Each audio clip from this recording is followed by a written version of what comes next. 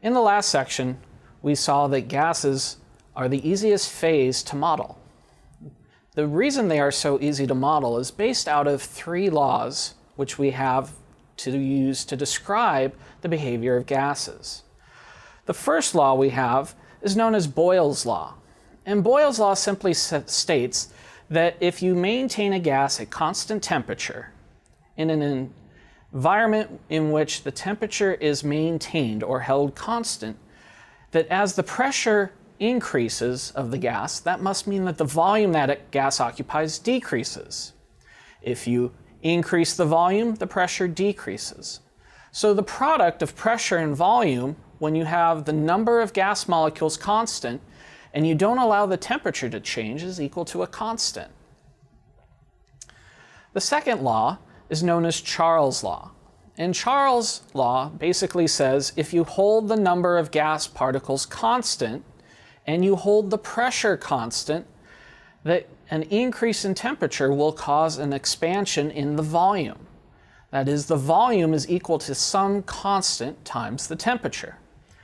Now we should note that the temperature here must be in Kelvin, that is on the absolute temperature scale. In fact, if you plot any ideal gas as a function of volume and temperature, one of the interesting things we find is that the temperature always seems to drop to zero no matter what gas we use, despite the volume. That is, the relationship or the slope of our volume temperature plot always comes down to zero at the same spot no matter what the gas is. This is the indication we had of an absolute temperature scale, which Lord Kelvin later described. The final law we have in gas law that we can relate particles to is Avogadro's law. Avogadro simply said, if you hold the pressure constant and you hold the temperature constant, then the volume a gas occupies is equal to the number of moles of gas. In the animation behind me, you can see this working in a lung. In fact, Avogadro's law is what dictates respiration. When you breathe in, your lungs expand. When you exhale, you force molecules out and they contract. When we take Boyle's, Charles, and Avogadro's law and we combine them together, we get the ideal gas law. The ideal gas law describes the pressure of a gas and its volume to the number of particles or moles and the temperature. And we have a constant there known as the gas constant. And the gas constant has several units associated with it. In fact, not only are there several units, we also have a number of different ways of writing the gas constant.